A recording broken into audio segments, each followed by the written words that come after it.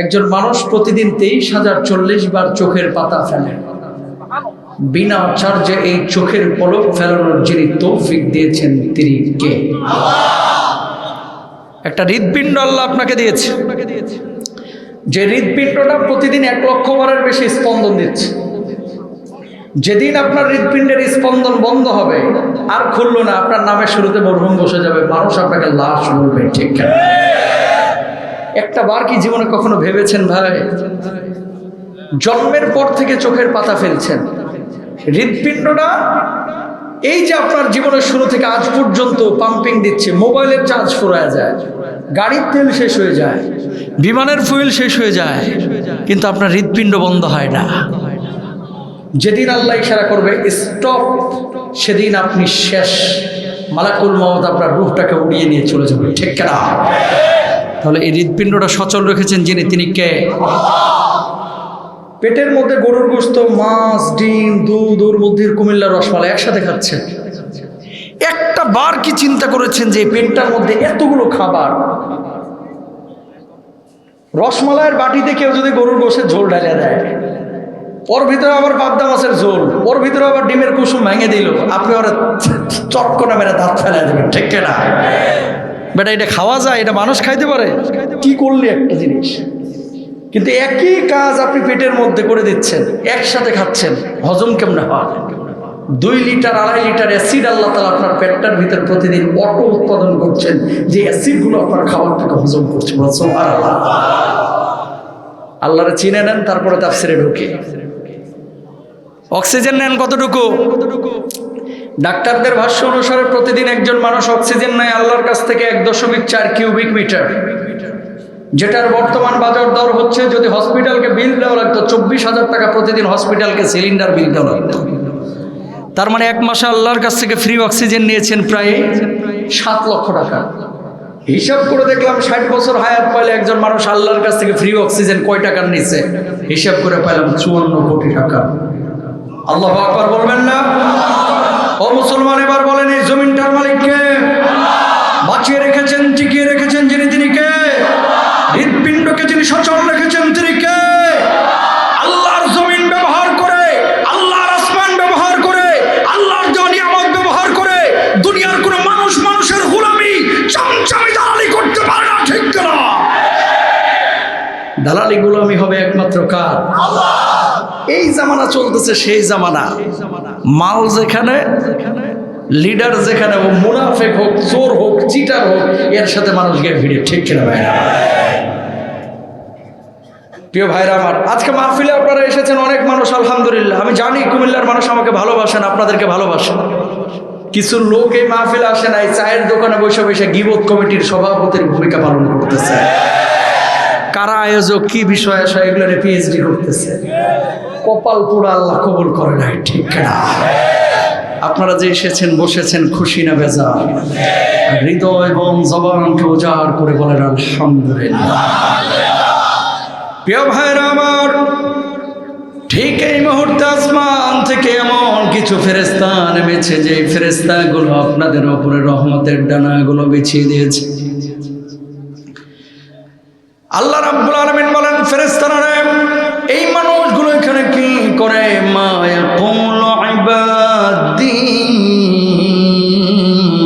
কি বলে, কি করে, কি বলে, কি করে? ফেরেশতারা তখন বলে, আল্লাহ, এই মানুষগুলো আপনার কোরআনের কথা শোনার জন্য এসেছে। আল্লাহ, এই মানুষগুলো আপনার নবীজির সুন্নাহের কথা শোনার জন্য এসেছে। এই মানুষগুলো আপনার জিকির আজকারের জন্য এসেছে। আল্লাহ রাব্বুল আলামিন এবার বলেন, হাল রাউনি, এই মানুষগুলোকে কখনো আমরা দেখছি? ফেরেশতারা তখন বলে, আল্লাহ, এই মানুষগুলো কখনো আপনারা দেখে নাই, চর্মচক্ষু দিয়ে মানুষগুলো আপনারা দেখাও সম্ভব না, না দেখে আপনাকে ভালোবেসে এখানে এসেছে। আল্লাহ রাব্বুল আলামিন তখন বলেন, কি চাই বান্দাগুলো, কি চাই?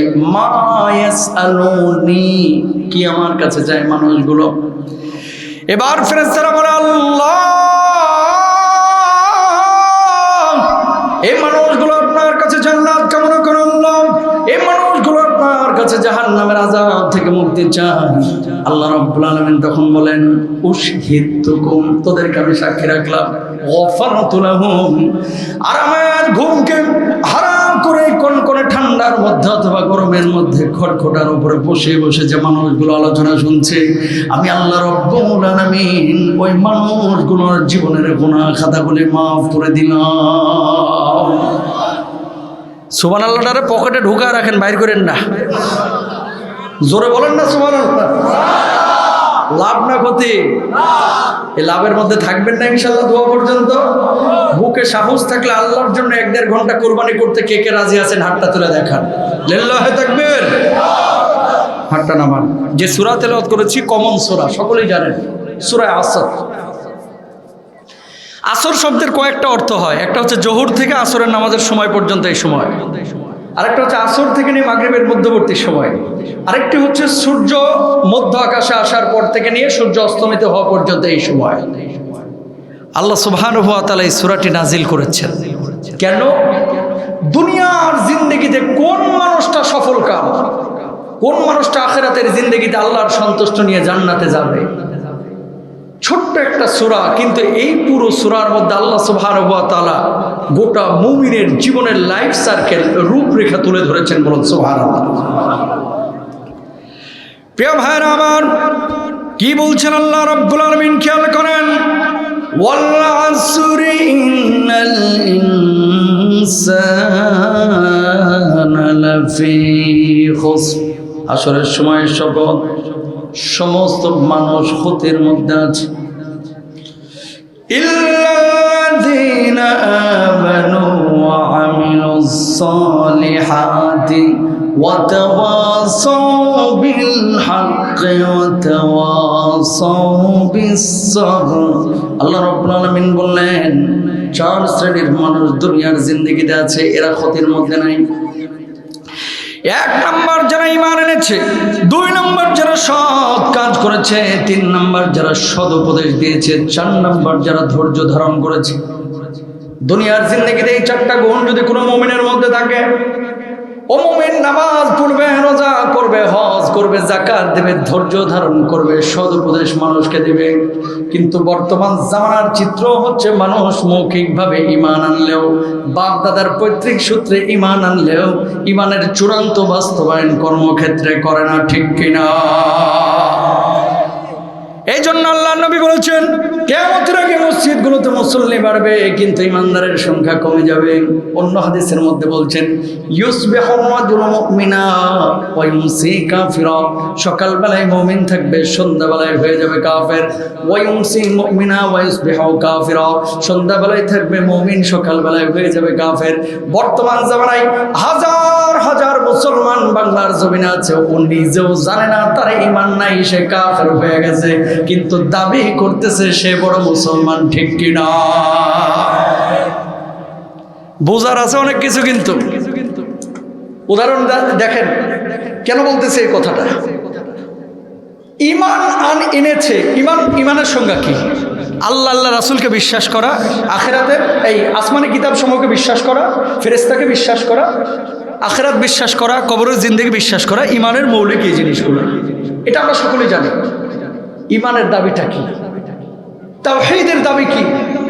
আকীদা অনেক মানুষের এলাকার মধ্যে ঠিক নাই। প্রমাণ নেন, সামনের কাতারে নামাজ পড়তেছে, কপালে 6 ইঞ্চি কালো দাগ, ছেলে থাকে দুবাই, মেয়ে থাকে আমেরিকা, আরেক ছেলে থাকে কুয়েত, আরেক ছেলে থাকে কাতার, বান্ডিল পাঠাচ্ছে প্রতি মাসে মাসে।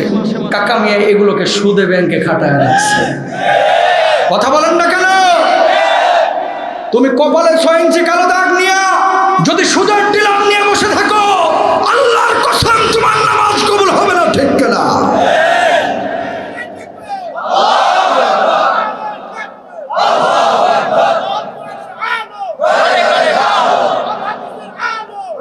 প্রিয় ভাইরা আমার, মুসলমান হইলে পরিপূর্ণভাবে মুসলমান হন। অর্ধেক মুসলমান, অর্ধেক হিন্দু, অর্ধেক খ্রিস্টান হওয়ার কোনো প্রয়োজন? আমাদেরকে বানিয়েছেন কে? কিন্তু খেয়াল করেন, আমার এই বাংলাদেশে 1 শ্রেণীর মানুষ বলে যারা মুসলমান, এদের মধ্যে এগুলো আছে। মানুষকে আল্লাহ বানায় নাই, মানুষ ন্যাচারালি হয়েছে, প্রাকৃতিক ভাবে হয়েছে। কয় কিভাবে হয়েছে? কয় বানর থেকে হয়েছে। লেজ পড়ে পশম পড়ে মানুষ লাফাইতে লাফাইতে বানর থেকে মানুষ হয়ে গেছে। আমরা বলতে চাই, যে মানুষ এই কথা বিশ্বাস করে যে মানুষকে আল্লাহ বানায় নাই, ন্যাচারালি প্রাকৃতিক ভাবে মানুষ হয়েছে, বানর থেকে লেজ পড়ে পশম পড়ে মানুষ হয়ে গেছে, ওর বাপ দাদা 14 গোষ্ঠী বানর থেকে হইতে পারে। আমাকে বাপ দাদা না, ঠিক কিনা? তা আপনার ছেলে এই থিওরি পড়তেছে, যদি এই থিওরি পড়ে কেউ এবং বিশ্বাস যদি করে, তার ঈমান থাকবে না কাফের হয়ে যাবে। অথচ অনেক মুসলমান এটা বিশ্বাস করে, জানেন আপনি? বিশ্ববিদ্যালয়ের অনেক টিচারও এটা বিশ্বাস করে, অনেকে আছে বিশ্বাস করে। আমার আল্লাহ রাব্বুল আলামিন কি বলছেন খেয়াল করেন, লাকাদ খালাকনাল ইনসানা ফি আহসানি তাকওয়ীম।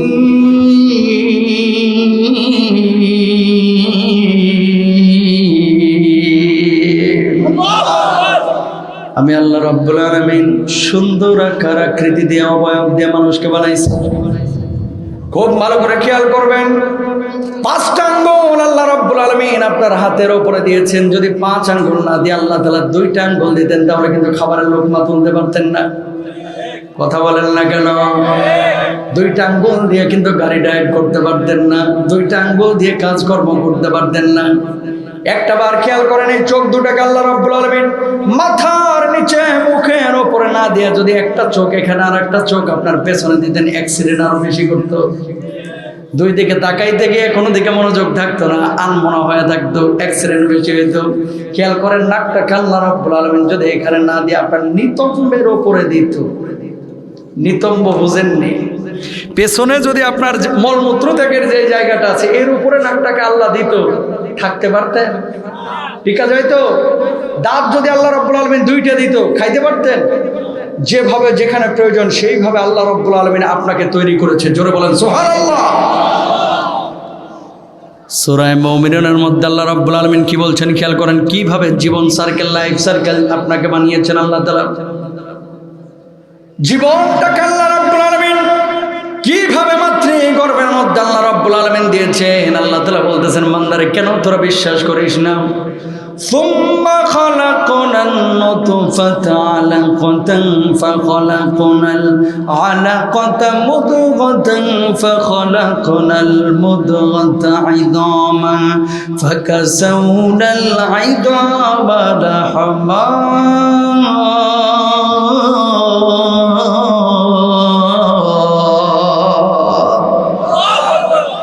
আল্লাহ রাব্বুল আলামিন বললেন, ও বান্দা, তোর বাপ মার মিলনের পরে আমি আল্লাহ রাব্বুল আলামিন একটা শুক্রবন্ধু মায়ের পেটের মধ্যে তৈরি করলাম। আওয়াজ করো না বাবা, আওয়াজ করো না বাবা, ও বাবা, বাবা ও বুঝে গেছে একেবারে, আওয়াজ করো না, এখানে আওয়াজ করো না। কি বলছেন আল্লাহ তাআলা?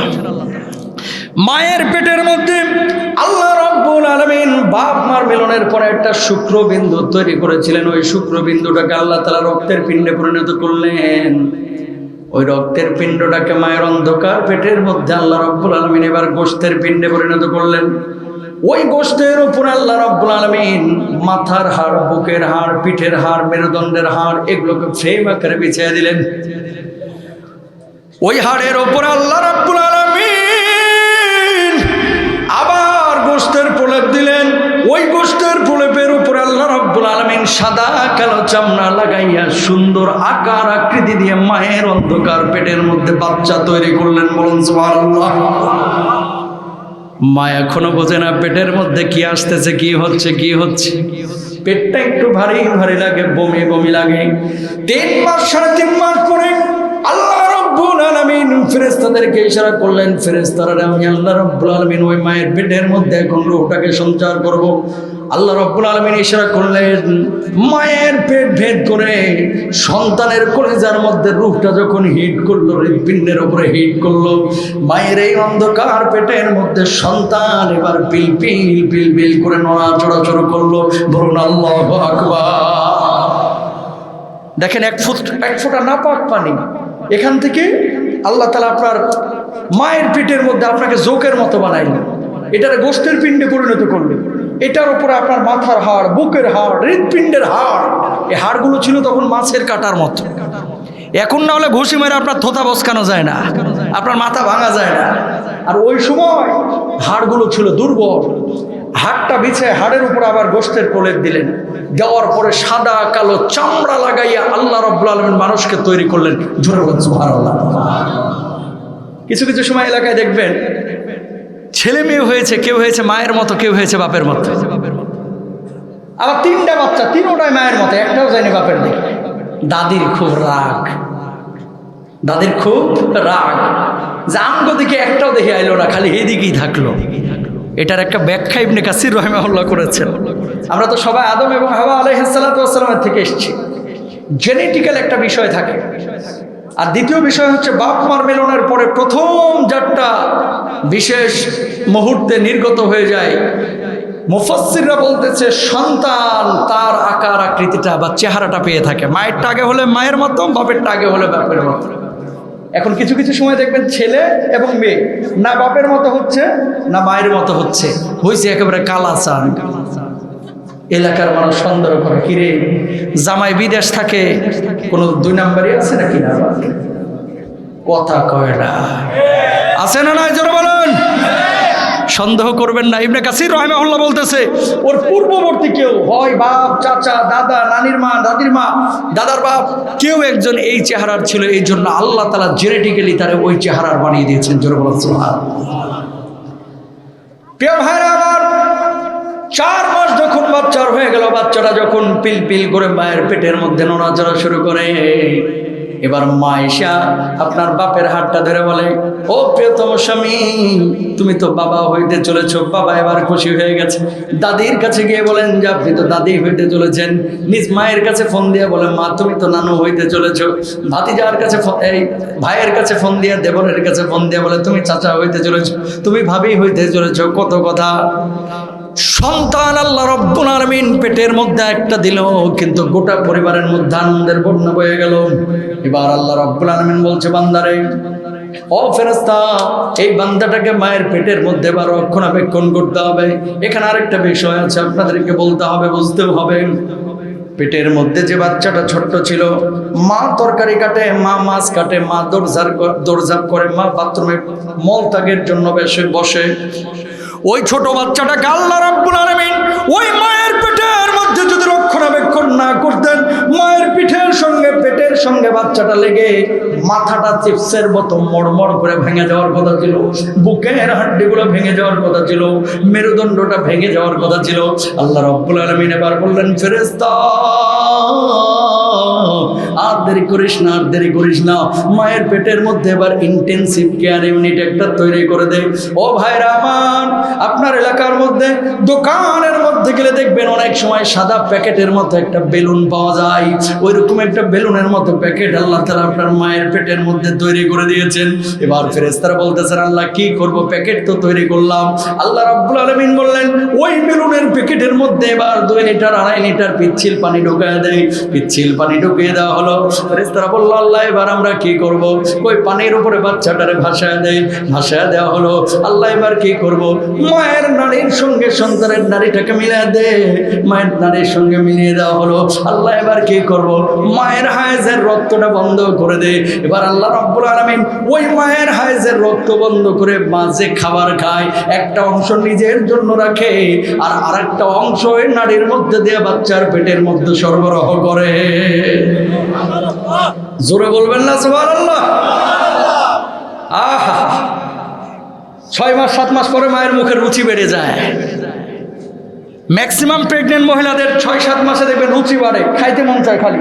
জামাইরে বলে এটা আনো, সেটা আনো, ওটা আনো, এই আনো, সেই আনো। কেন? আগে ছিল রু একটা, এখন রু কয়টা? জোরে বলেন কয়টা? এই প্যাকেটটা আল্লাহ তাআলা কেন তৈরি করলেন? মা এখন ডান দিকে গেলে বাচ্চা চলে যায় বামে, মা বামে গেলে বাচ্চা একা একাই চলে আসে ডানে। মা বসলে বাচ্চা উপরে এসে ঘাপটি মেরে বসে থাকে। আর মা যখন রাত্রিবেলায় ঘুমায়, বাচ্চা তখন টুকটুক করে পেটের মধ্যে লাথি মারে। মা পেটটা নাড়ে, শান্তি পায়, আর জামাই নাক ডেকে ঘুমায়। কথা বলেন না কেন? একটু যদি হুঁশ হাস করছে, ছ্যাদ করে ওঠে। ভাবসাব এরকম মদিনা থেকে উহুদ পাহাড় নিয়ে এসে মক্কায় রেখে আইছে, আরে বেটি সারাদিন আজারে বসেছিল। এরকম কিছু চামার মার্কা জামাই আছে না নাই? জোরে কর। বাড়িতে ঢুকলেই দারোগার মতো আচরণ, যেন দুনিয়ার সব কাজ হে করে আইছে কুমিল্লায়, আর বাড়িতে আর বউ আজারে বসেছিল। শুনেন, 10 মাস 10 দিন যে কষ্ট মা করেছে, এই কষ্টের প্রতিদান আল্লাহ ছাড়া আপনার বুকের চামড়া দিয়ে জুতা বানাইলেও এই প্রতিদান জীবনে শোধ করতে পারবেন না। ঠিক কিনা? কেন বললাম এই কথাটা? ইল্লাল্লাযীনা আমানু, যারা ঈমান এনেছে, আল্লাহর একত্ববাদ তাওহীদকে যারা স্বীকার করেছে, এরা কখনো ডারউইনের মতবাদ বিশ্বাস করতে পারে না। কখনো কখনো এলাকার খাদ্যমন্ত্রী আপনাদের ছিল রেলমন্ত্রী, রেলমন্ত্রী ছিল দেখে আজকে রেল সচলভাবে চলতেছে। রেলমন্ত্রীর মাধ্যমে রেল চলে না, রেলমন্ত্রী বন্দোবস্ত করে মাধ্যম হিসাবে কাজ করে। চালান যিনি, তিনি কে? আরো জোরে বলেন, তিনি কে? খাদ্যমন্ত্রীর এই উদ্যোগের কারণে এবার খাদ্যটা বেড়ে গেছে। টাটকা সিঁড়ি বোঝে নাই কথা রে। কয় মৎস্যমন্ত্রীর এই প্ল্যানের কারণে এবছরের ইলিশ উৎপাদন বেড়ে গেছে। টাটকা সিঁড়ি কি কথাবার্তা! ইমানই নাই, কাফের হয়ে গেছে, ও নিজেও জানে না। ও মুসলমান, ডারউইনের মতবাদ মুসলমান বিশ্বাস করতে পারে না, ট্রান্সজেন্ডার মতবাদ মুসলমান বিশ্বাস করতে পারে না। খাবার খাওয়ায় আল্লাহ, জমিনের মালিক আল্লাহ, আল্লাহ জমিন আল্লাহর আইন বাস্তবায়নের জন্য মুসলমান চেষ্টা করবে, দুনিয়ার কোনো মানুষের আইন না। ঠিক কিনা মুসলমান?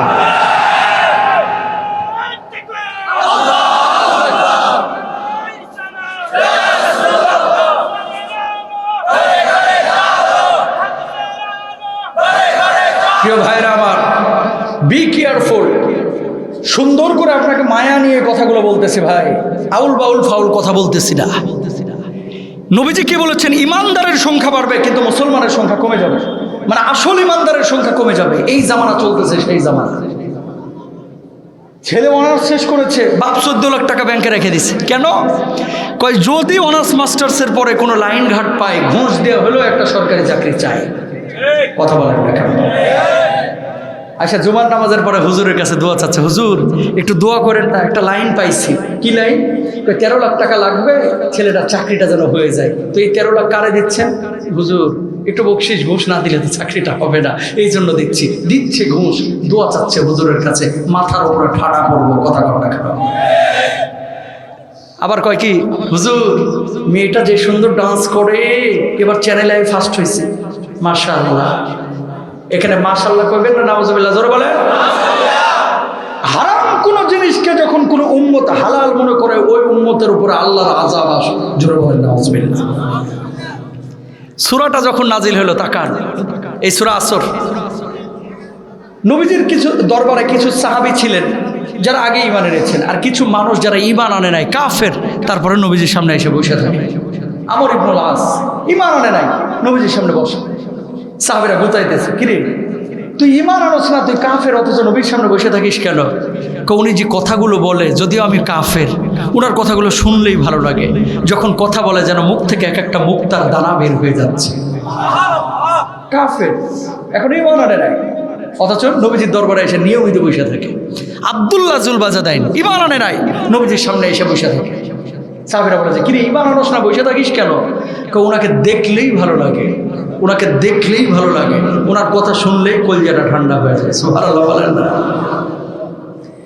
আবার ইবনুল আস বসা, এমন মুহূর্তে জিবরিল আমিন আল্লাহর নবী বিশ্বনবী সাল্লাল্লাহু আলাইহি ওয়াসাল্লামের কাছে আসলেন। বললেন, ওগো মুহাম্মদ সাল্লাল্লাহু আলাইহি ওয়াসাল্লাম, আল্লাহ রাব্বুল আলামিন আপনার কাছে একটা সূরা নাজিল করেছেন, সূরা পাঠিয়েছেন। কয় কি সূরা? শুনেন শুনেন। নবীজির কাছে যখন সূরা নাজিল হইতো, মৌমাছির মতো গুনগুন গুনগুন করে আওয়াজ শুরু হয়ে যাইত।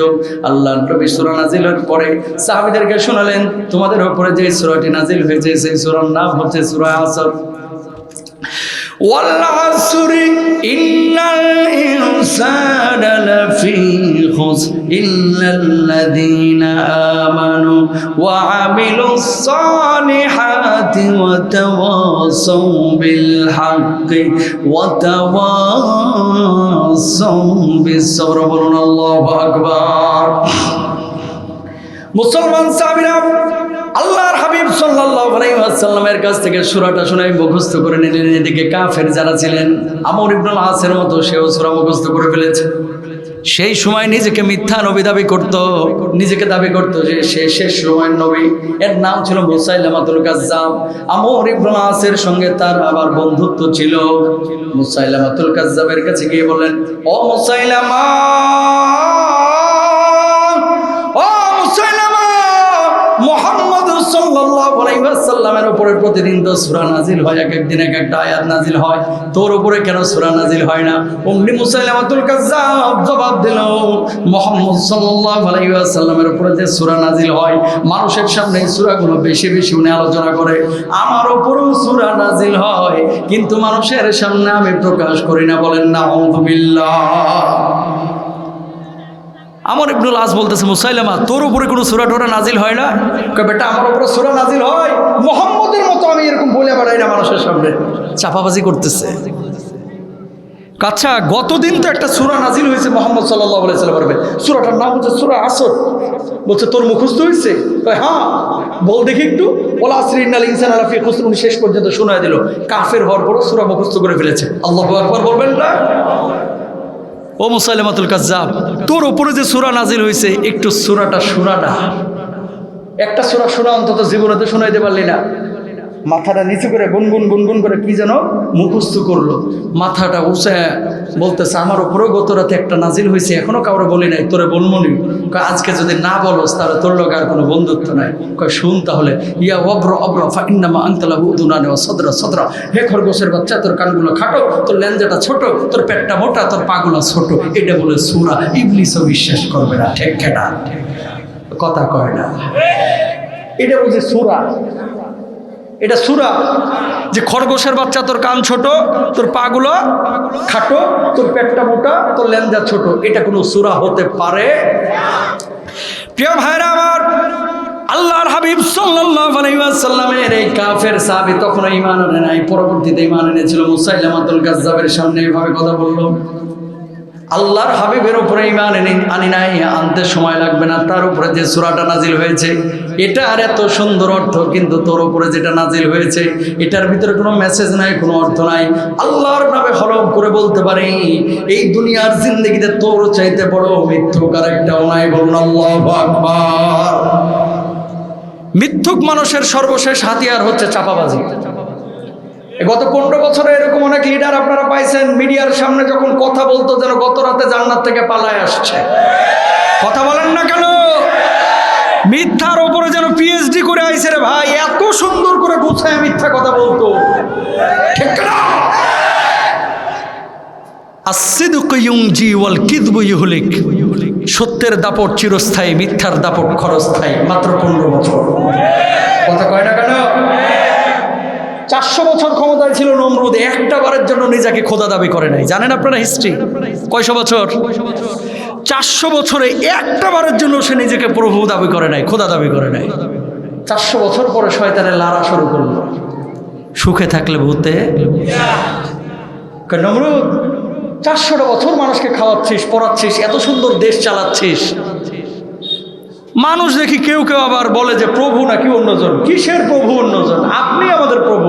কিছু পুলিশ হাউন আঙ্কেলের মতো তাহলে কথা বুঝেন নাই? আপনি খাওয়াচ্ছেন, আপনি পড়াচ্ছেন, আপনি আবার অন্য কথা বলবেন কেন? আপনি প্রভু দাবি করে ফেলেন। পুলিশরা এরকম বলে দিল। নমরুদ এবার সমস্ত রাজ্যের মানুষগুলোকে মাহফিলে ডাকলো।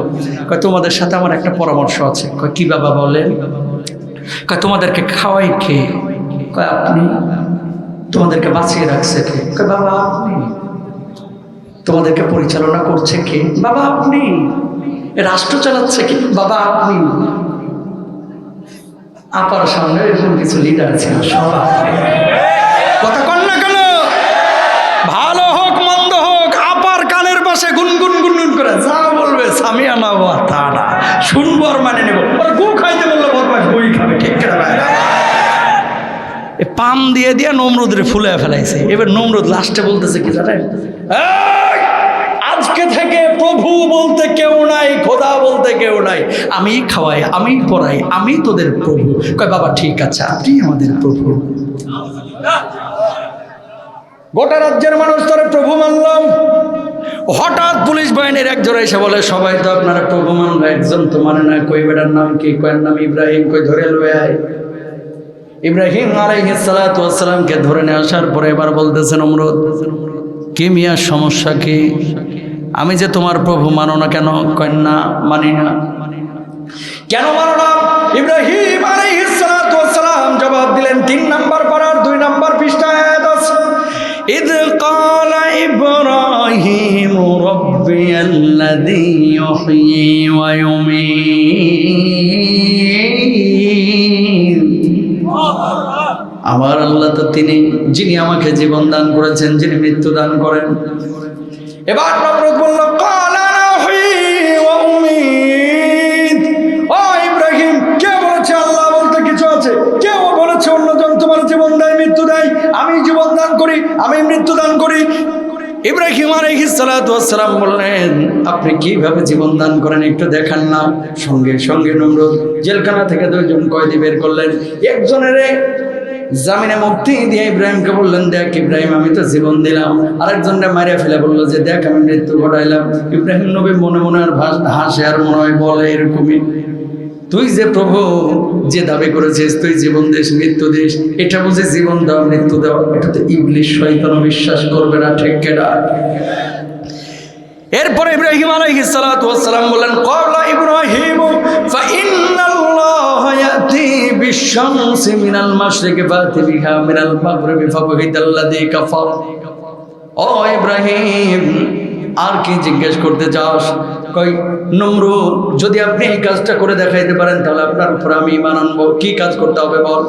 প্রতিদিন সূর্যটা উদিত হয় পূর্ব দিকে, সূর্য অস্তমিত হয় পশ্চিম দিকে।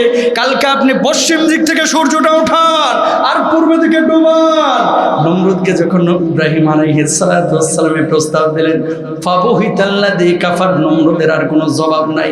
এখন জবাব একটাই, মানলে মান, না মানলে জেলখানায় ঢোকামো। কে রে ভাই? দলিলে পারে না, যুক্তিতে পারে না, তর্কে পারে না, সত্যতে পারে না। সর্বশেষ জবাব হচ্ছে মিথ্যা মামলা দিয়া জেলখানায় ঢোকার, ফাঁসির কাস্টে দেয়, ঠিক না? পাপ বাপেরও ছাড়ে না, পাপ বাপেরও ছাড়ে না। সিদুকে ইউনজি ওয়াল কিযবু ইহলিক। সত্য মুক্তি দেয়, মিথ্যা মানুষকে ধ্বংস করে। জালেম যখন ক্ষমতা পায় এটাই মনে করে যে আমার কেউ সরাইতে পারবে না। একটা ফাঁক কিন্তু থেকে যায় যেটা দিয়ে তার অধঃপতন হয়, ঠিক না?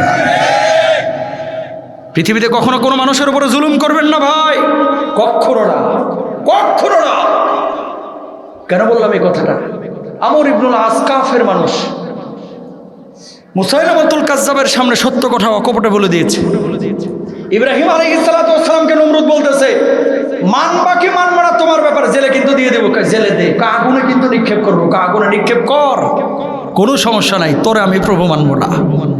এই জামানার কিছু মুসলমান পাবেন আপনার এলাকাতেও, হুজুরদের সাথে মিশলে যখন চলাফেরা করে, ভাই কি বলেন, আপনারা কলজা দিয়ে ভালোবাসি, বুকটা ফাড়ে কলজাটা আপনারা খাওয়াই দিতে পারবো। আবার যখন আওয়ামী লীগের সাথে মিলে কয়, কি বলেন, এই মোল্লারা হচ্ছে পৃথিবীর দুশ্মন, কথা বলেন না কেন? আবার যখন জাতীয় পার্টির এর সাথে সাথে মিশবে তখন বলবে যে কি বলেন, বিএনপি, জামাত, আওয়ামী লীগ এরা সব খবিস। চাচা আপনি একমাত্র ভালো, কথা বলেন না কেন? যখন যেভাবে যেদিকে সুবিধা ওই দিকে ছাতাটা ধরে, খোলসটা চেঞ্জ করে। এরা মুসলমান নামধারী মুনাফেক, ঠিক কেন? এরকম মুনাফেক গোটা কুমিল্লাতে একটাও নাই।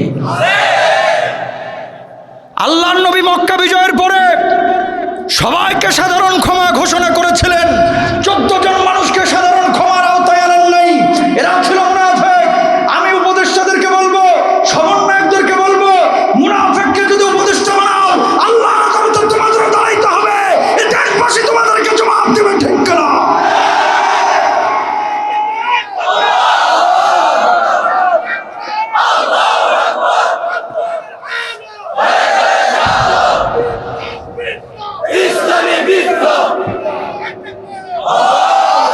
আবু সাইদরা বুকে গুলি নিয়েছে শাহাদাতের তামান্না নিয়ে, কথা বলেন না কেন? আজকে ছাত্রদের রক্তের ওপর দিয়ে যদি কেউ ফায়দা হাসিল করতে চায় তারাও মুনাফিক, ঠিক না? ও মুসলমান, আমরা কি চাই বলেন তো? এখানে যারা এসেছেন তারা ম্যাক্সিমাম কোরআন পাগল মানুষগুলো এসেছেন, ঠিক না?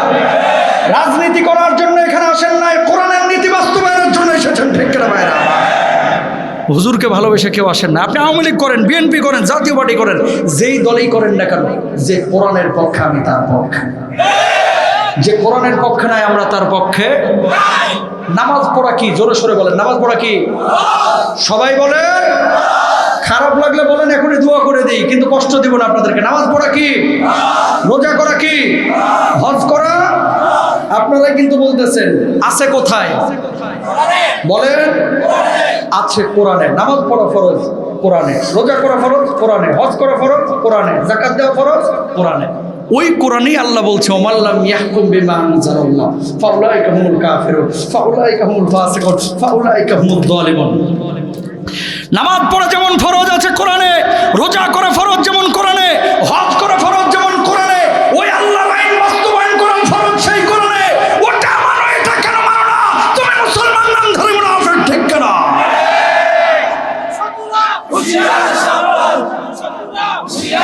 প্রিয় ভাইরা আমার, বুঝতে হবে কিন্তু এই কথাগুলো, এগুলো পলিটিক্যাল কোনো কথা না। শুরুতে আমি বলেছি মুসলমানের সংখ্যা বাড়বে, ইমানদারের সংখ্যা বাড়বে, আসল মুসলমানের সংখ্যা কমে যাবে। এই জামানায় ম্যাক্সিমাম এলাকায় একই চিত্র, বলার কেউ নাই, বললেও এই কান দিয়ে শুনে এই কান দিয়ে বাইর করে ফেলেন, ঠিক না? তাহলে কি বুঝেন এখান থেকে? বুঝেনটা কি? বুঝার আছে এই, কোরআনে যা আছে তা মানবো, কোরআনে যা নাই তা মানবো না, ঠিক না? নবীজি যা বলেছে বৈধ তা করব, নবীজি যেটা নিষেধ করেছে তা করব না। প্রিয় ভাইরা আমার, এবার খেয়াল করেন, সাহাবী রিদওয়ানুল্লাহি আনহুম আজমাইন যখন ঈমান এনেছিলেন, তাদের ঈমানের অবস্থাটা কি ছিল আর আমাদের ঈমানের অবস্থাটা কি? আব্দুল্লাহ জুলবাজাদাইন নবীজির সামনে সব সময় বসা থাকে। এবার একদিন বলছেন, ওগো নবীজি, আর ঈমানের বাইরে থাকতে চাই না, আপনি আমার কালেমা পড়ায় দেন, আমি ইসলাম কবুল করতে চাই। আল্লাহর নবী কালেমা পড়া দিলেন। কালেমা পড়ার পরে এবার নিজের চাচার কাছে গেলেন।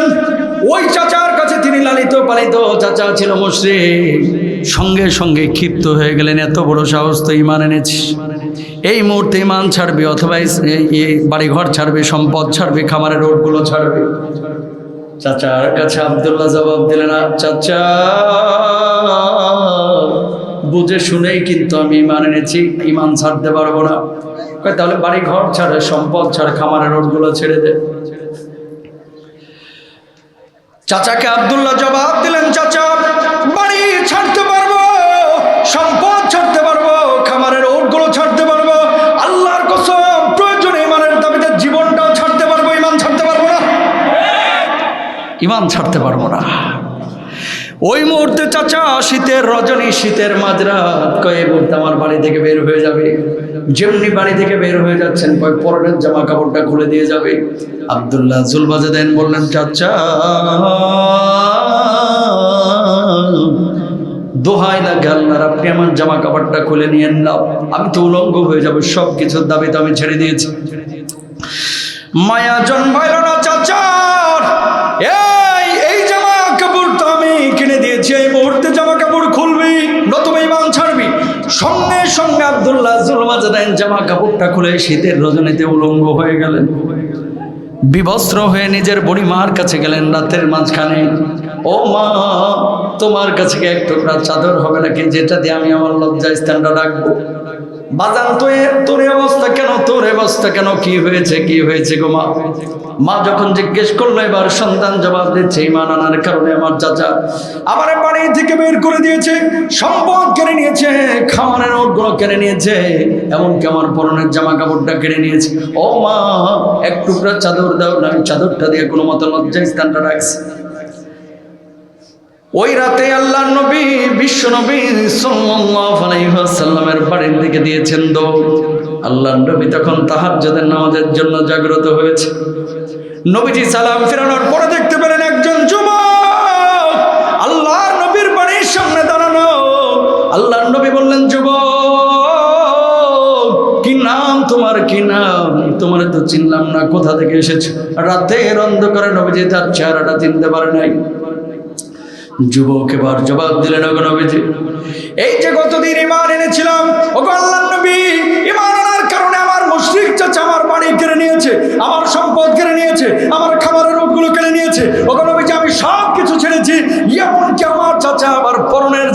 জীবনটা কেড়ে নিয়েছে গো নবীজি, আমার উলঙ্গ করে ফেলেছে।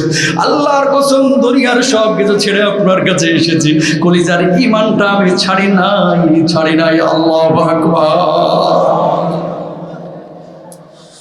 আল্লাহ নবীর চোখে পানি বললেন, আব্দুল্লাহ এই জায়গায় একটু দাঁড়া, আমি ঘরের মধ্যে থেকে আসছি। আল্লাহ নবী ঘরের মধ্যে গেলেন, যাওয়ার পরে নবীজির ব্যবহৃত মানে ডোরা কাটা একটা চাদর নিয়ে আসলেন, নবীজি গায়ের উপরে বিছিয়ে দিয়ে বললেন, আব্দুল্লাহ রে, আমি নবী আজকে থেকে এই চাদরের মালিক তোরে বানায় দিলাম, তোরে এই চাদরের মালিক বানায় দিলাম। আব্দুল্লাহর চোখে পানি। ও আল্লাহর নবী, আমি দুনিয়ার সব কিছু হারিয়ে আপনার কাছে এসেছি, আপনার পরনের চাদরটার মালিক আপনারা বানায় দিয়েছেন। নবীজি দেখতেছেন কাঁদতেছেন। ওরে আব্দুল্লাহ, কান্দিস কেন, মন খারাপ। আল্লাহর নবী চোখের পানি, আমার আনন্দের চোখের পানি। ও আল্লাহর নবী, আমি জানি আল্লাহর কাছে আপনি কোনো দোয়া করলে এই মুহূর্তে আল্লাহ রাব্বুল আলামিন আপনার দোয়া ফেরত দেবে না, দোয়া কবুল করবে। ও নবীজি, আপনার কাছে একটা আরজি আছে, সে আরজিটা একটু শুনবেন। আল্লাহর নবী বললেন, আব্দুল্লাহ রে, কি আরজি আছে বল।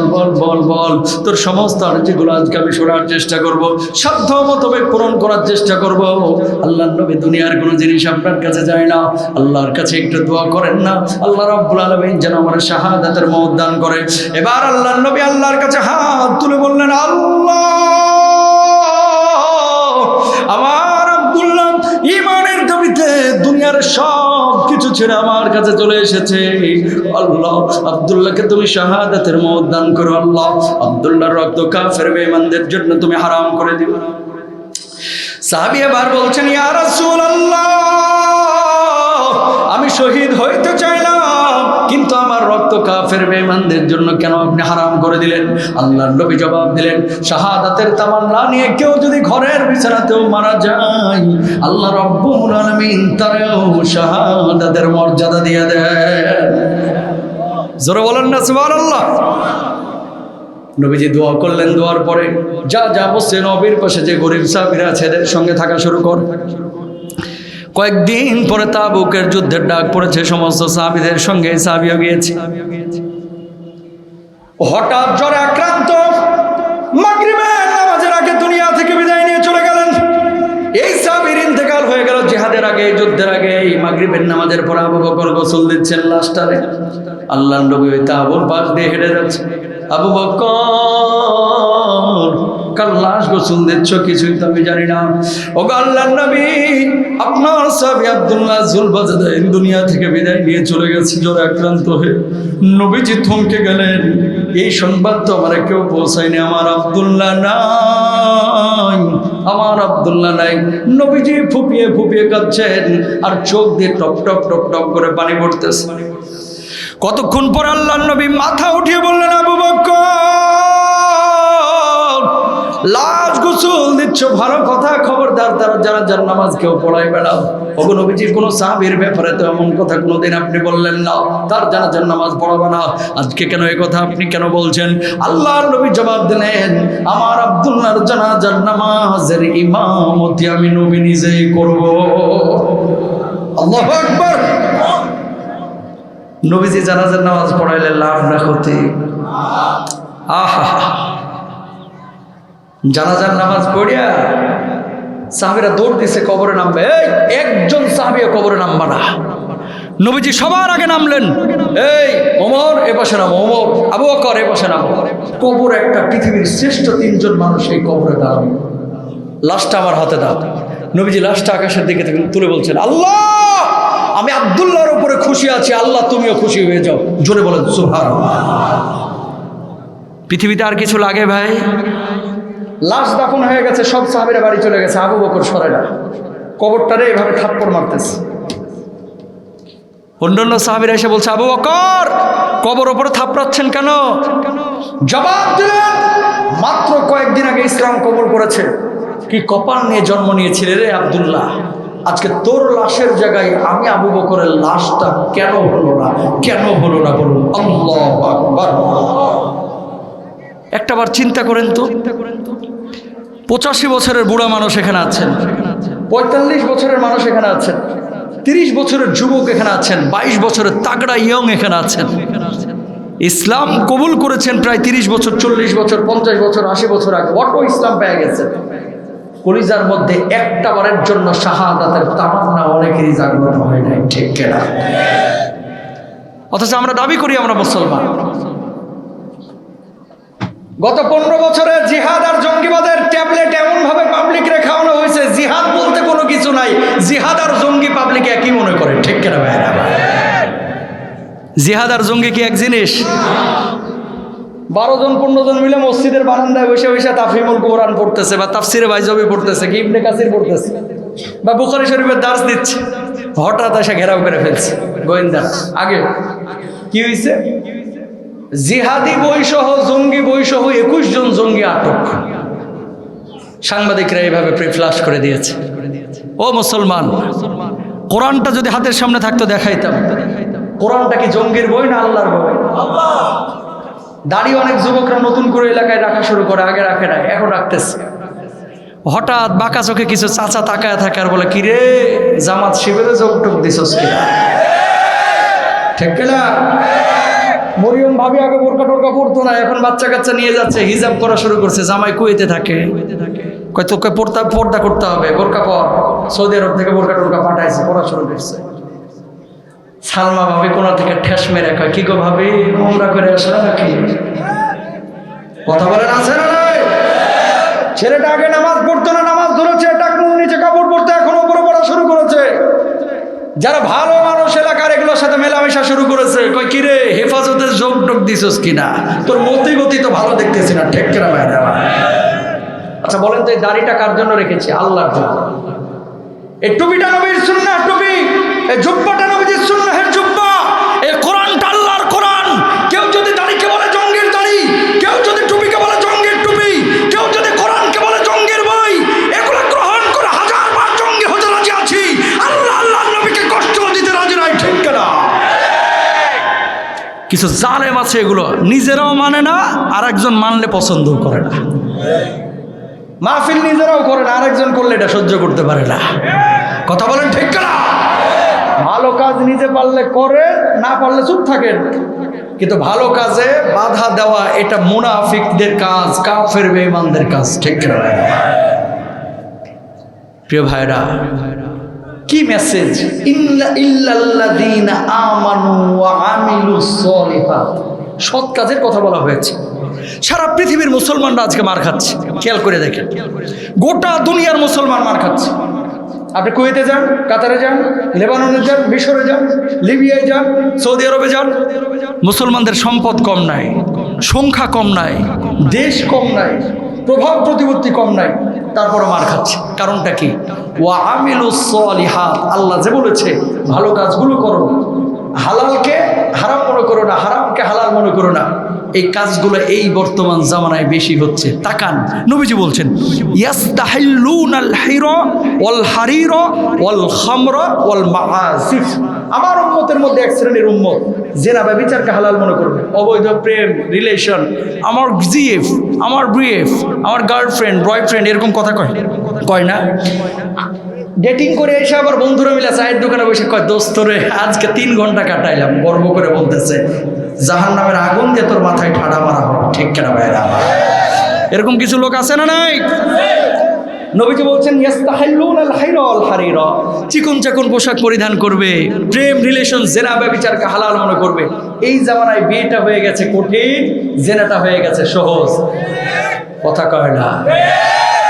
ছেলের বয়স 34 বছর, মুরব্বী বিয়ে দেন না কেন? হুজুর বয়স আর কত হয়েছে, নিজের পায়ে দাঁড়া। কি এখন গরুর পায়ে দাঁড়ায় আছে? কথা বলেন না কেন? বিয়ের সম্পর্ক ক্যারিয়ারের সাথে না, বিয়ের সম্পর্ক হচ্ছে যৌবনের সাথে, শরীরের সাথে। ছেলে এবং মেয়ের মধ্যে যদি বিয়েটা সহজ করে দেন, তাহলে এলাকার মধ্যে অবৈধ রিলেশন, পালায়া বিয়া, জেনা ব্যভিচার, চিপাচাপাই যে আড্ডাবাজি করা, নারী প্রবেশের বন্ধ হয়ে যাবে, ঠিক না? এই যুবক তোমাদেরকে বলি, বিয়ে নিয়ে আমাদের অনেক স্পেশাল ওয়াজ আছে, মিজান ভাইয়েরও আছে, আহমদুল্লাহ সাহেবেরও আছে। ওয়াজগুলো সারাদিন বাড়িতে বাপমার কানের সামনে ছাড়ে রাখবা। কথা মাঝ থেকে বলতেছে, তাও কাজ হবে না, দেয় না। শুনেন হাসির কথাটা, আল্লাহর নবী বলেছেন, ইয়া মাশারাশ শাবাব মান ইসতাতা মিনকুমুল বাতা ফালইয়াতাযাওয়াজ। আল্লাহর নবী বলেছেন, আগাদ্দু লিল বাসার ওয়া আহসানু লিল ফারাজ। বিয়ে দৃষ্টিকে অবনমিত রাখে, বিয়ে লজ্জাস্থানকে হেফাজত করে। এই জামানায় বিয়েটা কঠিন, জেনা হয়ে গেছে সহজ, প্রেম হয়ে গেছে সহজ। জেনা প্রেম যখন কোন মুসলমান হালাল মনে করবে, আল্লাহর আযাব ওই মুসলমানদের উপরে আসবে। এটা আমার কথা না, নবীর কথা। জোরে সোরে বলেন নাউযুবিল্লাহ। 2 নাম্বার, আল্লাহর নবী বললেন চিকন চাকন পোশাক পরিধানের প্রবণতা বেড়ে যাবে। এই জামানা চলতেছে সেই জামানা চিকন চাকন পোশাক পরিধানের। আজকে যারা মোটা পোশাক পরেছেন, হয়তো ঠান্ডার কারণে অনেকে পরে এসেছেন, অনেকে মাহফিলের কারণে পরে এসেছেন। এই জামানায় খেয়াল করে দেখেন আমার যুবক ভাইরা এমন কিছু প্যান্ট ব্যবহার করতেছে, ভাই প্যান্টগুলো যেন কুত্তায় কামড়ায় কামড়ায় ছিঁড়ে রাখছে। যত ছেঁড়া তত দাম বেশি, যত ছেঁড়া তত ফ্যাশন। বিড়ালে 4টা রং উঠে হেলাইছে, এটাও নাকি ফ্যাশন। এরকম ভাবসাব, এটা ফ্যাশন হতে পারে না।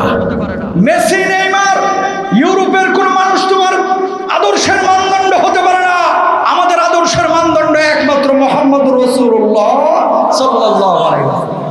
সুতরাং নবীজি যেভাবে চুল রেখেছে আমরা সেভাবে রাখবো, নবীজি যে পোশাক পরেছে আমরা সে পোশাক পরবো, নবীজি যে পোশাক পরিধানের জন্য আদেশ করেছে সেটা পরবো।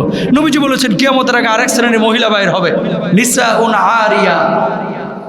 কি এই মহিলাগুলো পোশাক পরবে কিন্তু ভেতরের আকার আকৃতি বোঝা যাবে। মাথার উপরে খোপাটা করবে উটের পিঠের মতো। যারা পর্দা করে না তাদের কথা ভিন্ন। অনেক পর্দাওয়ালি হিজাবওয়ালি মহিলাও এখন দেখা যাচ্ছে হিজাব করতেছে, খোপাটারে চুক্কা করে এখানে রেখে দিচ্ছে। বিয়ের অনুষ্ঠান, গায়ে হলুদের অনুষ্ঠানগুলো দেখেন, বোরকাওয়ালিরাও নাচতেছে, অনেক মুরব্বিও নাচছে। ইউটিউব ফেসবুকে দেখবেন অনেক মুরব্বিও নাচছে। কোথায় যাচ্ছে? মুসলমান কেন মার খাবে না? দুবাই যান, কাতারে যান, এয়ারপোর্টে নামে দেখবেন ডিউটি ফ্রি মদ। 6 লাখ হয়ে গেছে। বাংলাদেশের এয়ারপোর্টে মদ পাওয়া যায়। সারা পৃথিবীর বিভিন্ন জায়গায়, অমুসলিম দেশের কথা ভিন্ন। লেবানন আমি সফর করলাম, চায়ের দোকানে 5 টাকা দিলে যেরকম চা পাওয়া যায়, এই দেশে হাত বাড়াইলে মদ পাওয়া যায়। মুসলমান মার খাবে না? খাবে। এই জিনিসগুলোকে হারাম আল্লাহ তাআলা করেছেন, হারামে মনে করতে হবে, ঠিক কিনা? 3 নম্বর আল্লাহর নবী বলেছেন ওয়াল খামরা ওয়াল মাআজিব, মদ পান হারাম করা হয়েছে। কেউ যদি হালাল মনে করে এর উপর আযাব আসবে। 4 নম্বর আল্লাহর নবী সাল্লাল্লাহু আলাইহি ওয়াসাল্লাম বলছেন ওয়াল মাআজিব, ঢোল বাজনা তবলা এগুলোকে যদি কেউ হালাল মনে করে তারা আল্লাহর আযাব তার উপরে আসবে। বিয়ের অনুষ্ঠান হচ্ছে কুমিল্লায়, 8 দিন আগে থেকে গায়ে হলুদের অনুষ্ঠান শুরু। প্রতিদিন ঢোল তবলা নিয়ে আলোচনা চলতেছে, গান বাজনা হচ্ছে। একটা বার খেয়াল করে না যে এখানে কেউ নামাজি আছে কিনা, তাহাজ্জুদে কেউ রাত্রিবেলায় জাগরণ করতেছে কিনা, আল্লাহর কাছে কেউ দোয়া করতেছে কিনা। তুমি ভাই ঢোল বাজাচ্ছ, তুমি গান বাজাচ্ছ, ওই মানুষটার ইবাদতে বিঘ্নতা হচ্ছে। আল্লাহ রাব্বুল আলামিনের সামনে তোমারও কিন্তু দাঁড়াইতে হবে, ঠিক কিনা? ঢোল বাজনা ব্যবহার করা যাবে না, গান বাজনা করা যাবে না, ইনশাআল্লাহ বলেন। টাকার আপনাদের এলাকার একটা এক্সপেরিয়েন্স আমার আছে, সেটা হচ্ছে অনেক মানুষ প্রবাসী। আল্লাহ এই অঞ্চলের মানুষকে পয়সা দিচ্ছে, প্রভাব দিচ্ছে, ভালোবাসা দিয়েছে। এদের মন মানসিকতাও ভালো, সবই ঠিক আছে। বাপ বিদেশ থাকার কারণে ছেলে মেয়েগুলো অনেক সময় নষ্ট হয়ে যাচ্ছে, মাল পায়া টাকা পায়া, ঠিক কিনা? বাপ তো পাঠাচ্ছে খালি বান্ডেল বান্ডেল, ছেলে মেয়েগুলো এখানে ঠিক মতো পড়াশোনা করতেছে না, মানুষ হচ্ছে না। খুব মনোযোগ দিয়ে কথাটা শুনবেন। আগামীর পৃথিবী হচ্ছে বড় ভয়াবহ পৃথিবী। এই পৃথিবীতে দিন ছাড়া, ইসলাম ছাড়া, কোরআন ছাড়া কোনো মানুষ পৃথিবীর বুকে সত্যভাবে টিকে থাকতে পারবে না, ঠিক কিনা? আগারগাঁওয়ের বৃদ্ধাশ্রমে যান, ডাক্তার ইঞ্জিনিয়ারের বাপ মার অভাব নাই, কিন্তু একজন হুজুরের বাপ মাকে পাবেন না। কেন? বাপ মার খেদমত করা, নামাজ পড়া যেমন ফরজ তেমনি ফরজ করেছেন কে? আল্লাহ। একজন হুজুরের বাপ মাকে পাবেন না বৃদ্ধাশ্রমে। ডাক্তার ইঞ্জিনিয়ারের বাপ মাকে কেন পাঠানো হচ্ছে? ও জানে না যে ওর বাপ মা ওর জান্নাত, ও জানে না ওর বাপ মা ওর জাহান্নাম। পৃথিবীতে কেউ আপনারা নিঃস্বার্থ ভালোবাসে না ভাই, কেউ না। আপনার অবস্থানকে ভালোবাসে। যতদিন আপনার মাল আছে, যতদিন সম্মান ইজ্জত আছে, মানুষ আপনাকে সম্মান করবে। যেদিন সম্মান ইজ্জত নাই, প্রভাব প্রতিপত্তি নাই, মানুষ আপনাকে মনে রাখবে না। পৃথিবীতে কেউ যদি নিঃস্বার্থ ভালোবাসে, আপনার মা, আপনার মা, আপনার মা, এরপরে আপনার বাপ, আর কেউ না, ঠিক কিনা? বাপ মাকে কষ্ট দিয়েন না। ছেলে মেয়েদেরকে ডাক্তার ইঞ্জিনিয়ার বানান, শুরুতে ইসলামের মৌলিক বিষয়গুলো তাকে শেখান, না হলে বড় ভয়াবহ বিপদের সম্মুখীন হতে হবে। ট্রান্সজেন্ডার ফিতনা, হিজরা ফিতনা, সমকামিতা, ফিতনা, সব ফিতনা একসাথে ধেয়ে আসছে।